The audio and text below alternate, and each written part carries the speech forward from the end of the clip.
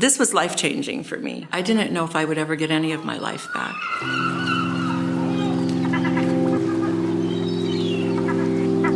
I'm Rose Madrid Swetman. I am the Northwest Regional Leader for Vineyard USA. I'm an adjunct professor here at the Seattle School. I teach leadership, and I'm part of the Resilient Leaders Project in the role of moderator.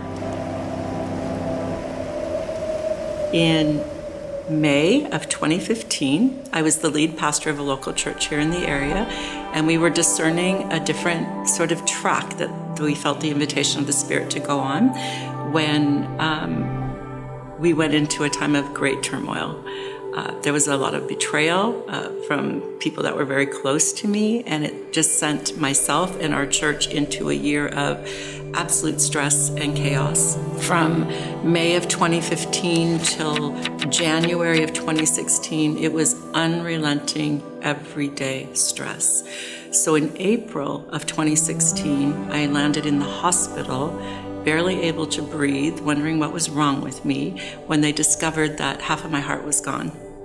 The stress of that 9 months had caused arrhythmias in my heart to where I lost the upper left chamber and lower left chamber of my heart. So at the point that I landed in the hospital, it wasn't something that they could do bypass surgery or stents. It was my heart muscle, half of it was gone.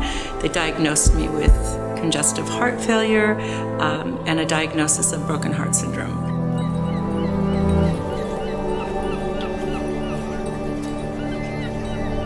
I mean, they basically told me, you can't run, you can't do anything that will put stress on your heart because your heart can't take it, it's very weak.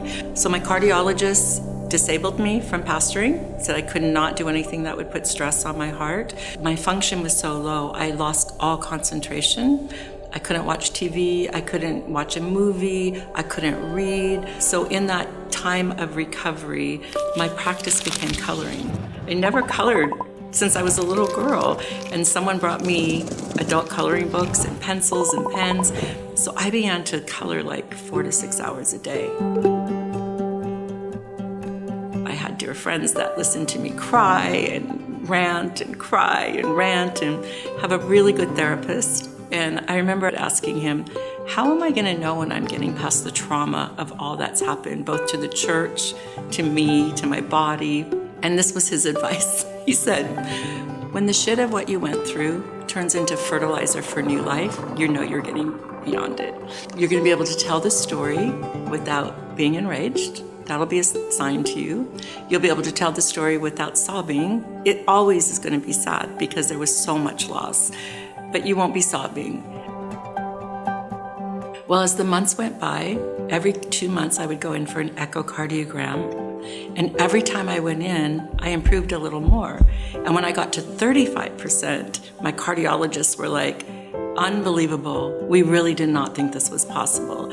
And my husband said, well, what do you attribute it to? And he said, I can't. So whatever you're doing, just keep doing, because you're doing well.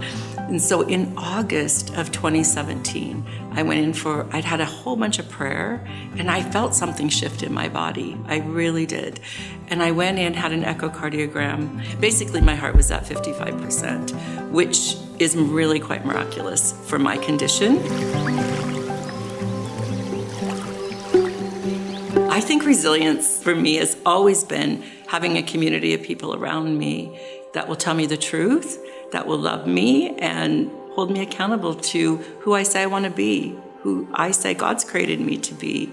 You know, starting with my husband and then out from there, you know, peers, therapists, spiritual directors. So a community of people speaking into my life has been a staple from the very beginning.